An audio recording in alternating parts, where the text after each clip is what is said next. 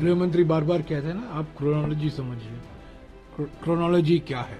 कल 10 तारीख को कांग्रेस पार्टी द्वारा एक अविश्वास प्रस्ताव लाया जा रहा था विधानसभा में, मणिपुर की विधानसभा में। उनको जान गए कि बहुमत उनके पास नहीं है, अविश्वास प्रस्ताव पारित होगा और उनको इस्तीफा देना पड़ेगा। तो इसलिए आज ही उन्होंने इस्तीफा दे दी। पिछले 20 महीने से हमारे फ्रीक्वेंट फ्लायर प्रधानमंत्री दुनिया भर का दौरा करते रहते हैं। कल फ्रांस और अमेरिका जाएंगे, पर मणिपुर को नहीं गए हैं। गृह मंत्री बिल्कुल असफल हुए हैं, असमर्थ हुए हैं। इस्तीफा तो गृह मंत्री को देना चाहिए और प्रधानमंत्री को फौरन मणिपुर का दौरा करना चाहिए। गृह मंत्री बार बार कहते हैं ना, आप क्रोनोलॉजी समझिए। क्रोनोलॉजी क्या है? कल 10 तारीख को कांग्रेस पार्टी द्वारा एक अविश्वास प्रस्ताव लाया जा रहा था विधानसभा में, मणिपुर की विधानसभा में। कई दिनों से बात चल रही थी, पर नोटिस कल का था। मुख्यमंत्री ने एक माहौल बन गया था कि यह अविश्वास प्रस्ताव आ रहा है और बहुमत उनके पास नहीं है। बड़ी बड़ी बातें की मुख्यमंत्री ने, पर अंत में उनको जान गए कि बहुमत उनके पास नहीं है, अविश्वास प्रस्ताव पारित होगा और उनको इस्तीफा देना पड़ेगा। तो इसलिए आज ही उन्होंने इस्तीफा दे दी है। मैं समझता हूं ये उनकी मजबूरी थी। सैकड़ों लोग मारे गए हैं मई 2023 से। 60,000 लोग बेघर विस्थापित हुए हैं, प्रॉपर्टी जलाई गई है, तनाव है। समाज में लोग आपस में जो मिलकर काम करते थे, मिलजुल कर, वो वातावरण बदल गया है। एक भय का वातावरण है, शक का वातावरण है। और पिछले 20 महीने से हमारे फ्रीक्वेंट फ्लायर प्रधानमंत्री दुनिया भर का दौरा करते रहते हैं। कल फ्रांस और अमेरिका जाएंगे, पर मणिपुर को नहीं गए हैं। तो ये देरी हुई है। इस्तीफा, मुख्यमंत्री की इस्तीफा जो अभी दिया गया है, उसमें देरी हुई है, पर जिम्मेदारी तो गृह मंत्री की है। गृह मंत्री थी, ये तो एक कठपुतली थे बीरेन्द्र सिंह। असली सूत्रधार तो गृह मंत्री थे, उनको तो सारा आउटसोर्स किया था प्रधानमंत्री ने। गृह मंत्री क्यों अपनी जिम्मेदारी नहीं पहचानते हैं? इस्तीफा तो उनको देना चाहिए। और प्रधानमंत्री 20 महीने से क्यों नहीं गए हैं मणिपुर? सब देशों, दुनिया भर का भ्रमण कर रहे हैं, हर राज्य में जा रहे हैं, चुनावी प्रचार कर रहे हैं, उद्घाटन कर रहे हैं, इनॉग्रेशन कर रहे हैं, पर मणिपुर नहीं गए हैं। और अभी अभी मैंने पढ़ा 20 तारीख को, यानी कि फरवरी 20 को वो गुवाहाटी जाने वाले हैं।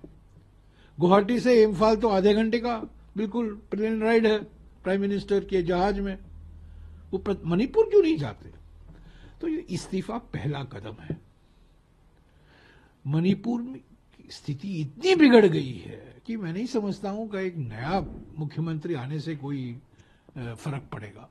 सवाल ये है कि इतनी भारी बहुमत मिलने के बाद भी फरवरी 2023 को जनादेश मिला था बीजेपी और उनके सहयोगी दलों को, एनडीए को, भारी बहुमत, प्रचंड बहुमत, पर उसके बावजूद 15 यानी कि फरवरी 2022 को जब चुनाव हुआ था, 15 महीने के अंदर मणिपुर जलने लगा। क्यों?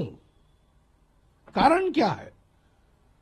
तो ये मौलिक कारण देखने की जरूरत है। प्रधानमंत्री ने अपनी जिम्मेदारी कबूल नहीं की है। गृह मंत्री बिल्कुल असफल हुए हैं, असमर्थ हुए हैं। इस्तीफा तो गृह मंत्री को देना चाहिए और प्रधानमंत्री को फौरन मणिपुर का दौरा करना चाहिए। मणिपुर में जाएं, लोगों से मिले, अलग अलग राजनीतिक दलों से मिले, बातचीत करें, नागरिक संस्थाओं से बातचीत करें, एक संकेत दें कि वो चिंतित हैं। और मणिपुर को बार बार कहते हैं डबल इंजन सरकार, डबल इंजन सरकार। वहां तो कोई इंजन नहीं है, केंद्र का इंजन भी नहीं है और राज्य सरकार का भी इंजन नहीं है।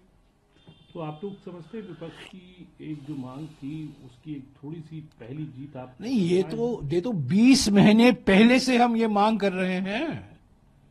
मई 2023 से मैंने खुद मांग की है कि मुख्यमंत्री को इस्तीफा देना चाहिए, जरूरी है। जब तक ये मुख्यमंत्री रहेंगे कोई परिवर्तन नहीं आएगा, कोई बदलाव नहीं आएगा, कोई गुंजाइश नहीं है। तो ये मांग हम करते आ रहे हैं। सुप्रीम कोर्ट ने कहा है कॉन्स्टिट्यूशनल मशीनरी बिगड़ गया है। एग्जैक्ट शब्द जो सुप्रीम कोर्ट ने कहा था पिछले साल, कॉन्स्टिट्यूशनल मशीनरी का ब्रेकडाउन हो चुका है, सुप्रीम कोर्ट ने कहा है।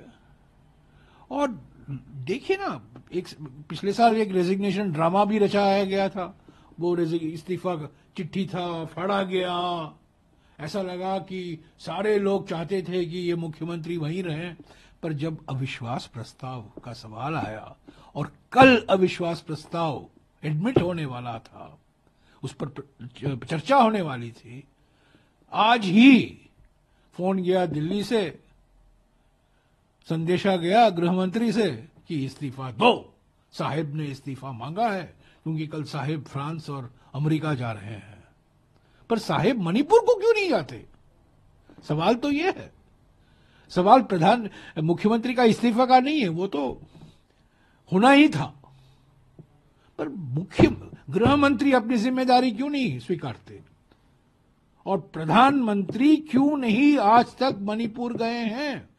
मणिपुर के राजनीतिक दलों से क्यों नहीं मिले हैं? नागरिक संस्थाओं से क्यों नहीं मिले हैं? एक बार मणिपुर के बारे में उन्होंने कुछ कहा हो तो मुझे बताइए।